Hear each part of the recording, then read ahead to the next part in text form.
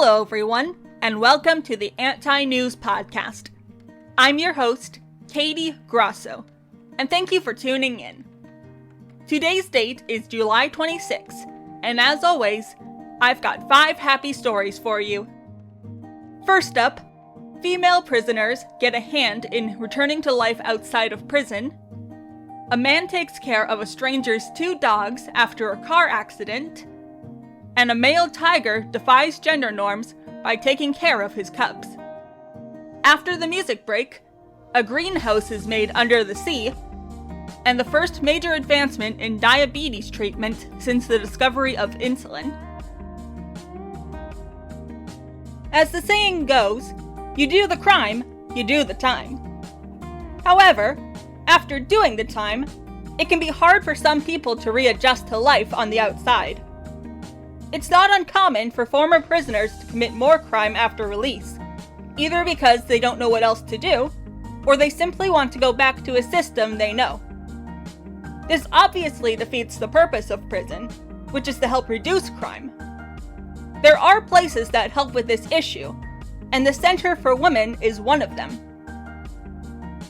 The Center for Women in Charlotte, North Carolina, works with female inmates who are about to be released to help them readjust to life outside of prison. The program was created by Charlotte's Center for Community Transitions, CCT for short, and it is a non-profit organization that helps people and their families with the transition from prison life to everyday life. The center is a residential work release program, meaning that the women, up to 30 at a time, live in the 2 gray buildings where they are allowed to wear everyday clothes instead of prison uniforms and are allowed to do whatever they'd like. The area isn't fenced in, and the center is meant to feel more like a home than a prison. The CCT has 3 programs to help women who enter their care. There's an employment program, a family program, and a residential program. The employment program, as the name suggests, helps women get ready to return to the workforce, especially those whose crimes make that harder to do.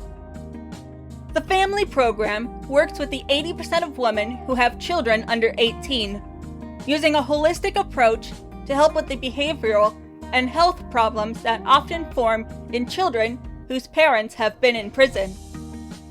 The residential program lets women live in the center with more freedom than they'd have in prison. To be considered for the program, there are a few requirements. Applicants must come from lower security facilities and haven't had made any infractions from prison correctional officers for a certain amount of time. Executive Director Patrice Funderburg says, "We're really proud of our program in the way that we are able to address both the parent and the child simultaneously to disrupt the cycle of incarceration, lower recidivism rates for adults that may find themselves in situations where rearrest is probable, and improve public safety in our communities because we're contributing to the economic development of our neighborhoods where people can thrive." When trying to return to a normal life, there are many issues women face. However, nobody should have to face their problems alone. Ask family or friends for help if you're having problems, or see if there's an organization or service you can go to if needed. There's no problem too big or too small that can't be made easier by asking for help. Anyone who has pets, whether it's a cat, dog, bird, or something else, can tell you that they're like family, or even children. However, when an unfortunate incident occurs, it means that we worry about them just as much as we would for any other family member or friend. It's hard to know for sure who you can ask for help to take care of them if, say, you were in a car accident and need to stay at the hospital for a while. That was the case for one couple, but fortunately, the person who got them help was also willing to take care of their pets. In Nova Scotia, Matthew Van de Riet found 2 scared dogs, a 10-year-old basset hound and a 2-year-old shepherd named Kipper and Merlin respectively, on the side of the road after they had been thrown out of their owner's car. After making sure they were safe, Riette went to help the 2 crash victims. Despite the car having been flipped upside down, the driver and his girlfriend survived, though not uninjured. As Matthew treated them with the first aid kit he had another witness call for an ambulance. Once there, the female passenger had to be airlifted to the hospital. Not done with its act of kindness, Riette got the driver's things into his car and drove him, and their dogs, to the hospital in Halifax where the driver's girlfriend was being treated. Riette offered to look after Kipper and Merlin until their owners could come pick them up. And even though the dogs looked to be fine, he took them to a vet just to make sure. Both were given the all clear and were given some pain medication to help with any effects of the crash. I figured the least I could do was take those dogs home with me, Riette told CBC News. I knew the pups were shaken up, and I know if somebody was in an accident and their loved one is hurt, the last thing they need to worry about is their dogs. Riette took the dogs home for the night, introducing them to his 2 miniature Dobermans, and did his best to make them feel at home. He didn't have to do that, or anything he did for the dogs, but he cared about making sure they were alright just as much as he cared for the people that were in the crash. That's something we can all learn from. All of us should care not only for other humans, but for animals in equal amounts. It takes all kinds to make the world work, and that includes our animal companions. In the animal kingdom, in most cases, the mother is the one who primarily cares for the babies, but there are a few species in which the father helps out.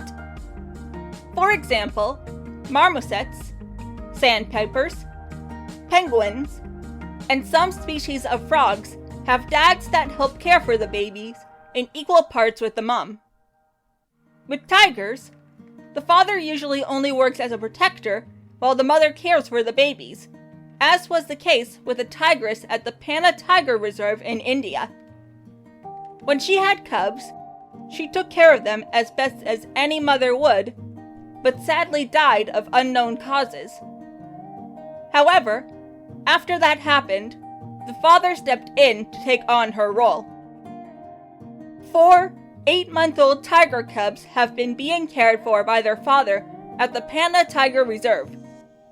In a show of extremely rare behavior, the father has been sharing kills with the cubs, playing with them, and calling to them. According to Panna Tiger Reserve Director Uttam Sharma, the tiger visits these cubs regularly, and his behavior shows that he is not a threat to the cubs. We have seen the cubs playing with the male tiger and sharing kills, as he told Manga Bay, India. There are roughly 3,900 tigers left in the wild, with poachers and the like still posing a threat. Change and adaptation is necessary for survival, as was the case with this father tiger looking after his cubs, even though that's not normally something male tigers do. Change can be scary, but rising up to it and moving forward with change is something that we should all try to do, no matter how big the change is. One thing that's always changing is our taste in music. So let's go to the music break.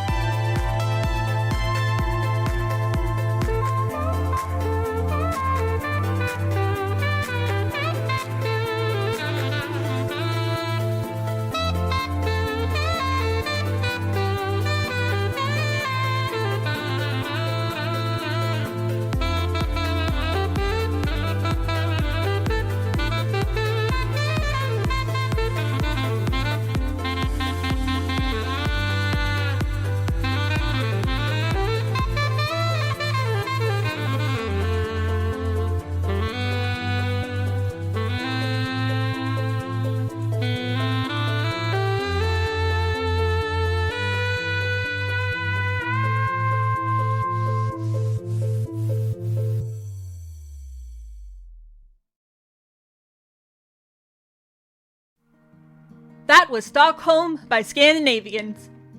Now, on to the last two stories.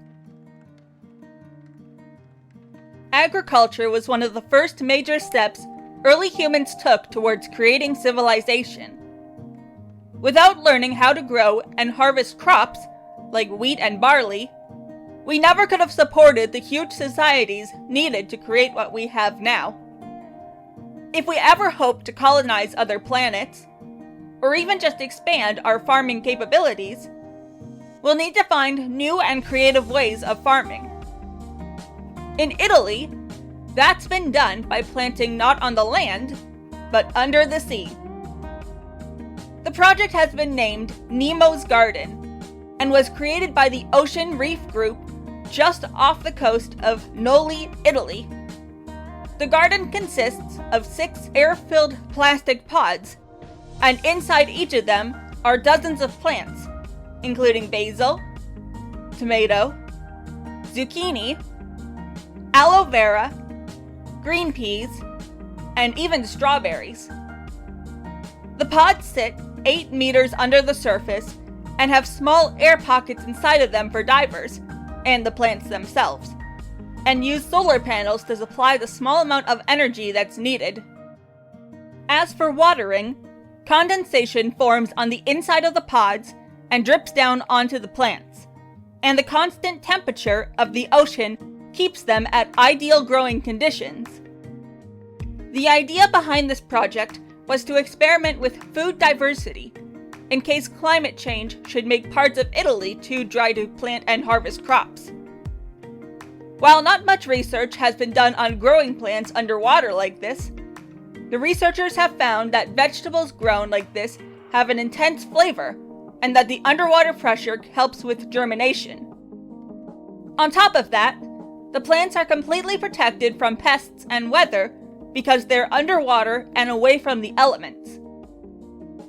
The Ocean Reef Group created a website for the project, simply called nemosgarden.com, where you can watch a live stream of the inside of the pods, as well as see information like the humidity and temperature. The attention to detail that they've put into this project shows just how much they care about it, and how hard they've worked on it as well. As humanity grows and adapts to our ever-changing world, we need to put in just as much work to make sure we can continue to grow the food we need. Irrigation, crop rotation, and fertilizing are just some of the things we do to make sure we can keep growing. But just as we come up with new innovations for science and technology, the more we come up with new ways to farm, the better things are for everyone. Diabetes, while no longer the death sentence it once was before the invention of penicillin, can still be a hassle. Diabetes can cause all sorts of health problems if not carefully managed. And to do that, diabetics need to monitor their blood sugar. That's done with the use of a blood sugar meter by pricking the finger and putting a drop of blood on it. As anyone who's pricked their finger can tell you, that hurts. Not a lot, but with so many nerve endings in the fingers, any kind of injury hurts, which is why this invention is a godsend for those who can't handle pain. The Australian government's Modern Manufacturing Initiative has funded a top-of-the-line facility to mass-produce a new type of glucose sensor that monitors blood sugar levels using saliva instead of blood. The first of these new sensors are expected to hit the shelves in 2023. The researcher in charge, Professor Paul Dastor, is a physicist at the University of Newcastle, and credits the inspiration for the saliva glucose biosensor to his wife, who's an elementary school teacher who helps diabetic students keep track of their blood sugar. It's a heartbreaking scenario when the lunch bell rings and everyone runs to the playground, bar an unfortunate few who stay back to surrender their finger for blood testing at every mealtime, explains Professor Dastor. Our vision was to create a world where no one needs to bleed in order to eat.